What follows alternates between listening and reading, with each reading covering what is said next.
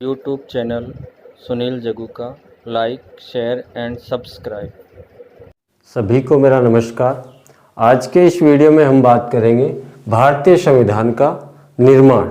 भारतीय संविधान का निर्माण की हम बात करें तो सबसे पहले संविधान निर्माण की चर्चा जो है वो 1773 का जो रेगुलेटिंग एक्ट था वहाँ से हम इसको प्रारंभ कर सकते हैं। संविधान निर्माण की प्रक्रिया भारत में आधुनिक तरीके से जो संविधान बना है उसके निर्माण प्रक्रिया 1773 का जो रेगुलेटिंग एक्ट था,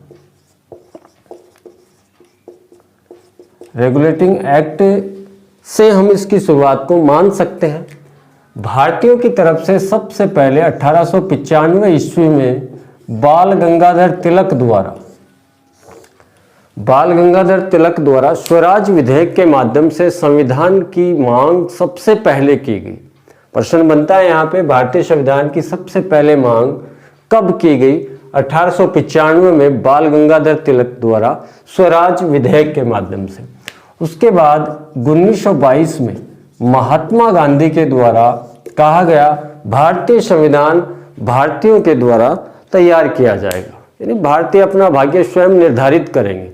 यानी इनडायरेक्टली रूप से इस बात का अर्थ ये था कि भारतीय संविधान भारतीयों के द्वारा ही तैयार किया जाएगा, उसमें अंग्रेजों का या अन्य किसी सत्ता का कोई रोल नहीं होगा।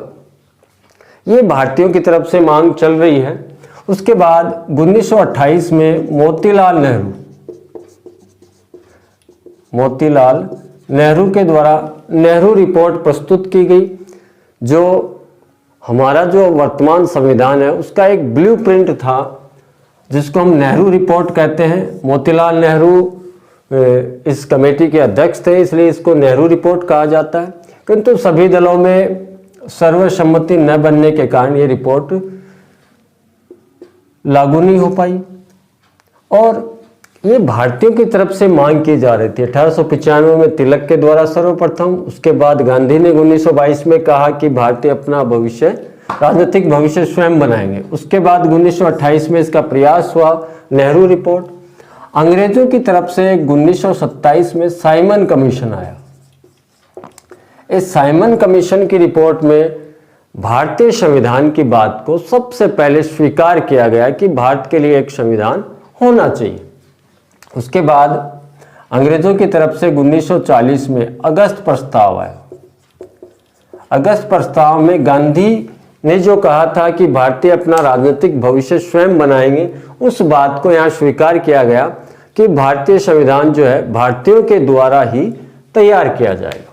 उसके बाद 1934 में एमएन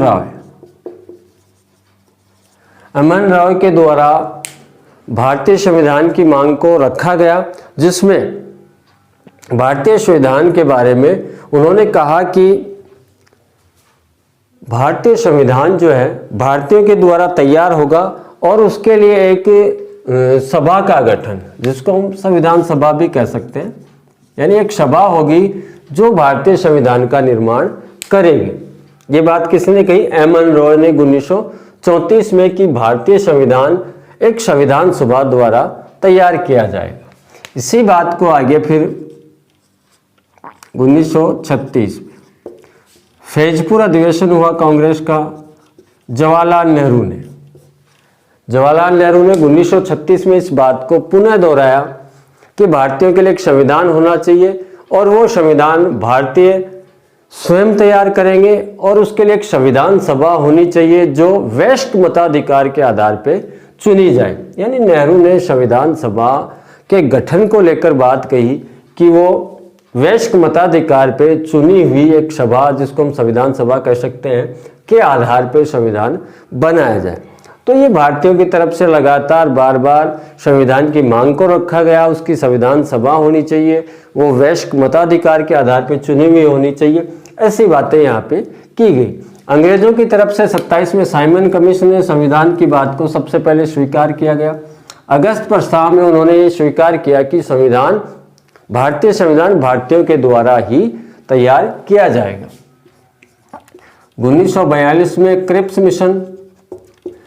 मिशन जो था उसने अब ये टाइम पीरियड कौन सा है, जब सेकेंड वर्ल्ड वार चल रहा है, द्वितीय विश्व युद्ध चल रहा है। तो क्रिप्स मिशन ने भारतीयों को इसके लिए तैयार कर लिया कि वो युद्ध में ब्रिटिश सत्ता का साथ दें और उसके बदले उनको युद्ध समाप्ति के बाद क्या मिलेगा, संविधान मिलेगा, और वो एक संविधान सभा द्वारा तैयार किया जाएगा। यानी संविधान सभा की मांग को यहाँ पे स्वीकार कर लिया गया कि संविधान जो है वो संविधान सभा के द्वारा ही तैयार किया जाएगा। उसके बाद आया 1946 में कैबिनेट मिशन।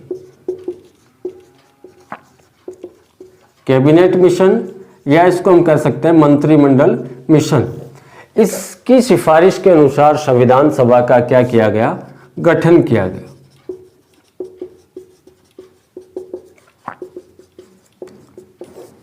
उन्नीस सौ 1946 का कैबिनेट मिशन था, उसने संविधान सभा के गठन की पूरी प्रक्रिया को रखा और उसके अनुसार संविधान सभा के लिए निर्वाचन हुए। संविधान सभा का जो निर्वाचन हुआ वो जुलाई अगस्त 1946 में हुआ। कैबिनेट मिशन के अनुसार संविधान सभा में कुल सदस्य थे 389। 389 सदस्यों में से 296 सदस्यों का होना था निर्वाचन, यानी उनके लिए निर्वाचन की प्रक्रिया रखी गई, और 93 सदस्य मनोनीत। भारत में जो ब्रिटिश सत्ता थी वहां पर कुछ प्रांत थे, चीफ ऑफ कमिश्नरी थी और देसी रियासतें थी। जो देसी रियासतें थी वहाँ से तो वहाँ का राजा शासक जो था वो या तो स्वयं संविधान सभा में भाग ले या अपना कोई प्रतिनिधि मनोनीत करे, इसलिए 93 सदस्य तो कौन से होंगे, मनोनीत। शेष तो 296 है, उनका होगा इलेक्शन। 296 में से 292 तो ब्रिटिश प्रांत जो स्टेट थे उनसे लिए गए। 4 चीफ ऑफ कमिश्नरी यानी केंद्र शासित प्रदेश, जिसमें आप अजमेर मेरवाड़ा जो राजस्थान का भाग है, दूसरा था दिल्ली, तीसरा है कुर्ग जो कर्नाटक का हिस्सा था, उसके बाद है बलूचिस्तान जो आज पाकिस्तान में। ये 4 चीफ ऑफ कमिश्नरी से आने थे 292 स्टेट से, यानी 296 टोटल सदस्यों का निर्वाचन किया गया। निर्वाचन के बाद जो परिणाम आए, इन 296 कुल का जो निर्वाचन हुआ उसमें से 208 सदस्य कांग्रेस के, जो एक बड़ी पार्टी के रूप में यहाँ उभर के आई, 73 सदस्य मुस्लिम लीग और 15 अन्य सदस्य।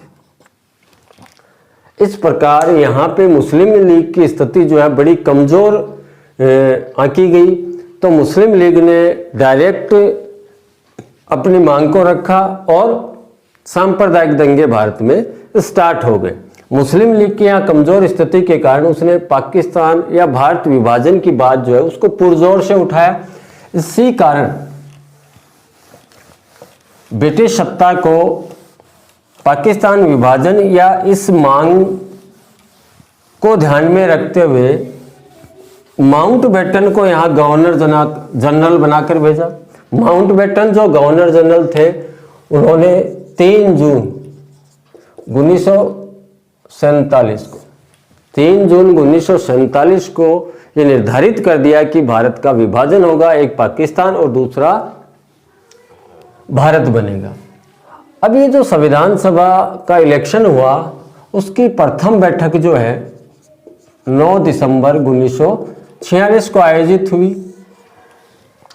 9 दिसंबर 1946 को प्रथम बैठक में अस्थायी अध्यक्ष बनाया गया सच्चिदानंद सिन्हा को। सच्चिदानंद सिन्हा को प्रोटेम स्पीकर या अस्थायी अध्यक्ष बनाया गया और सभी को शपथ दिलाए गए। द्वितीय बैठक 11 दिसंबर 1946 को हुई, जिसमें डॉक्टर राजेंद्र प्रसाद शर्मा को स्थायी अध्यक्ष, HC मुखर्जी को प्रथम उपाध्यक्ष और दूसरे थे TT कृष्णमाचारी। 2 उपाध्यक्ष बनाए गए थे, डॉक्टर राजेंद्र प्रसाद शर्मा अध्यक्ष और प्रथम उपाध्यक्ष HC मुखर्जी और द्वितीय थे TT कृष्णमाचारी। संवैधानिक सलाहकार बनाया गया BN राव को। इस प्रकार से ये पदाधिकारी बनाए गए। और उसके बाद तीसरी बैठक जो है 13 दिसंबर 1946 को, जिसमें पंडित जवाहरलाल नेहरू द्वारा उद्देश्य प्रस्ताव रखा गया कि ये संविधान सभा किस उद्देश्य के लिए गठित की गई है और इसका टारगेट क्या है, कैसे हमें काम करना है। और ये 22 जनवरी 1947 को पारित हुआ। उद्देश्य प्रस्ताव पे चर्चा के बाद लगभग सभी सदस्यों के द्वारा इस पर विचार रखे गए और 22 जनवरी 1947 को उद्देश्य प्रस्ताव पारित हुआ। इसी उद्देश्य प्रस्ताव पर हमारी उद्देशिका आधारित है। अब इसके बाद जो है संविधान निर्माण की प्रक्रिया चल रही है। उधर पाकिस्तान विभाजन की मांग पुरजोर तरीके से उठाई गई और 3 जून 1947 को यह तय हो गया कि भारत और पाकिस्तान का विभाजन होगा। उसके बाद संविधान सभा का पुनर्गठन किया गया और अब भारतीय संविधान सभा में 299 सदस्य पुनर्गठन के बाद निर्धारित किए गए। क्योंकि पाकिस्तान की संविधान सभा अलग होगी, इसलिए भारतीय संविधान सभा पुनर्गठन के बाद 299 सदस्य निर्धारित किए गए। उसके बाद 15 अगस्त 1947 को भारत आज़ाद हो गया, ब्रिटिश सत्ता यहाँ से चली गई।